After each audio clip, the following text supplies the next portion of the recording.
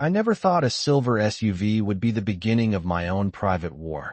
But here I am, years later, still remembering that morning like it was the shot heard round my little corner of Arizona. You ever have one of those days where everything starts out so regular, so quiet, you almost forget the world's out there looking for a way to mess with you? That was me, walking my property line.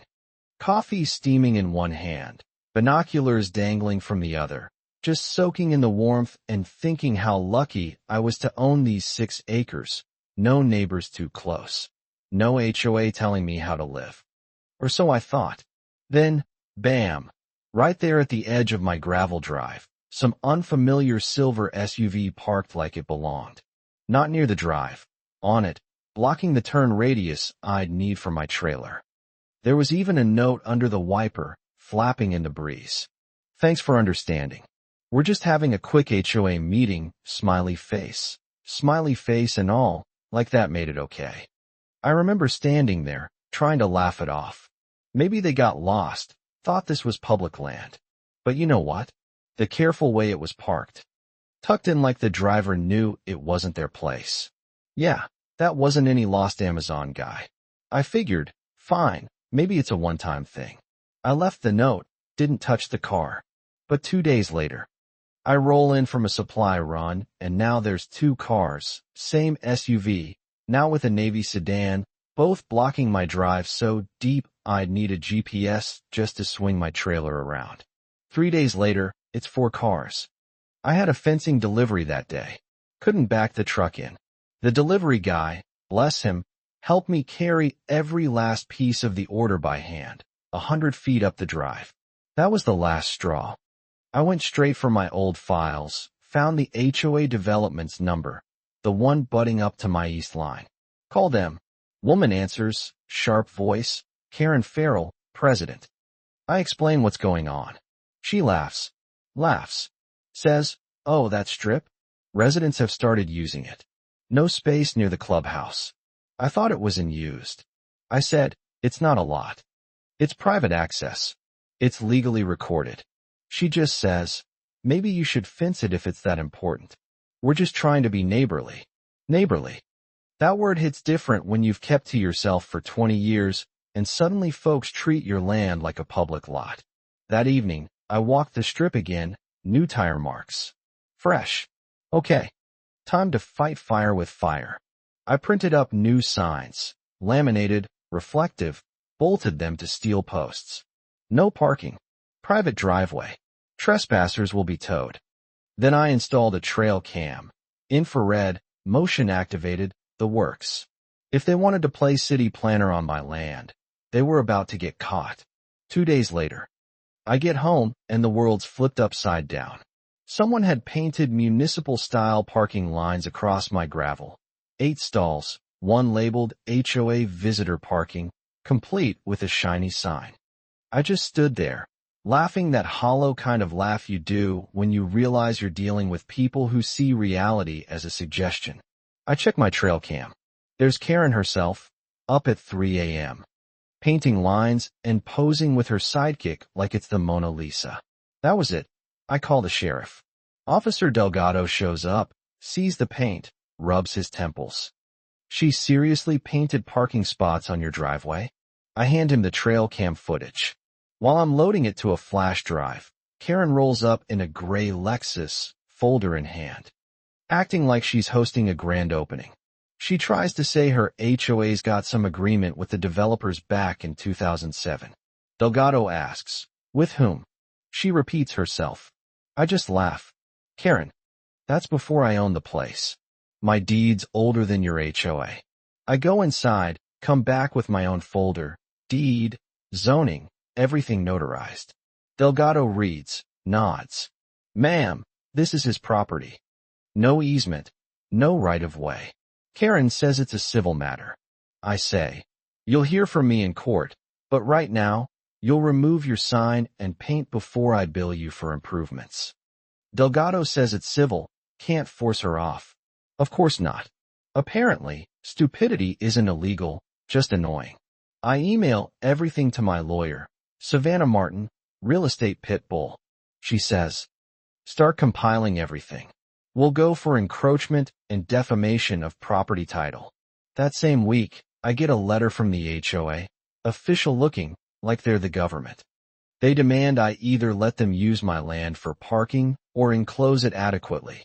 If not, they'll claim it as community space by implied easement. 6 months, they say. Try 6 days. The next day, County DOT calls. HOA's reported me for blocking emergency access.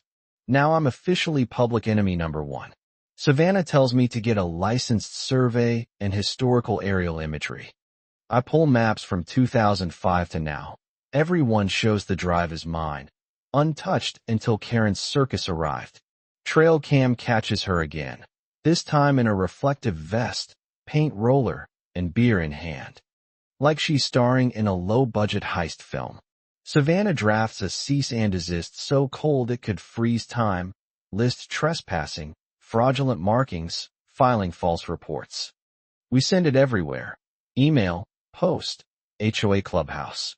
3 days later, a suit from some infrastructure fund shows up, offering to buy just the gravel strip for $85,000. Says it's for community connectivity. It's a trap. HOA's last-ditch buyout. I play it cool, offer him lemonade. All the while my phone's recording his whole pitch. Savannah loves it, proof of a setup. But Karen doesn't back down. Instead, neighbors start icing me out.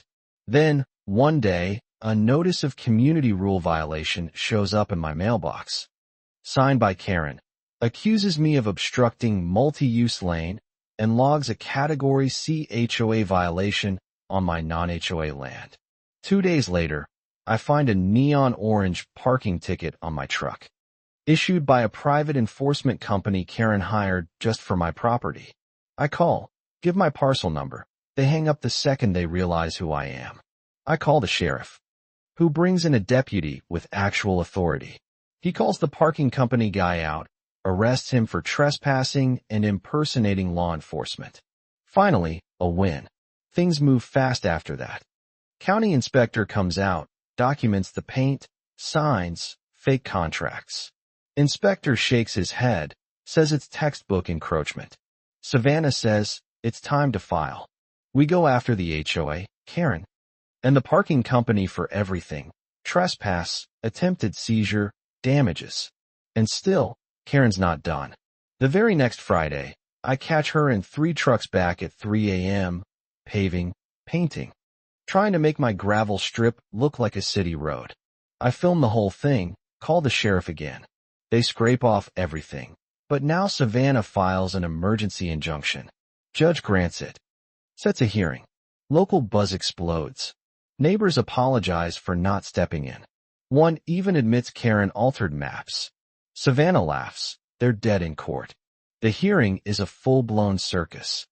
Savannah plays drone footage, trail cam video, audio of the fake investor, everything. Karen's lawyer tries to claim implied easement. Judge isn't buying. County GIS officer testifies. Confirms my parcel's never been HOA, no easement, nothing. Judge rules in my favor. HOA pays $315,000. Karen sanctioned. Parking company banned for a year. Injunction issued. Savannah tells me, we're done here. Karen leaves before the ruling's finished. Her lawyer sits there, defeated. And yet, next day, local news runs a segment. Karen tries to spin it, paints me as the villain. Reporter shows the truth, my deeds, the court ruling, trail cam footage. My inbox blows up with messages, people thanking me for standing my ground. That morning, I rent a bulldozer, no joke, and erase the entire gravel strip. Plant barrel cacti, build an 8-foot fence with razor wire, hang a new sign, private land. Trespassers will be prosecuted. I even rig motion sensors to floodlights and a loudspeaker that yells, private property. Leave now. Scared a coyote half to death. A month later, someone snaps a drone photo, captions it. When you push the wrong neighbor too far. It goes viral. I frame that picture and hang it right under my old sign. Never joined, never will. So let me ask you, who was in the right here? Does community ever trump law? Or is property still sacred in America? Drop your thoughts below, because trust me, this fight's not as rare as you think.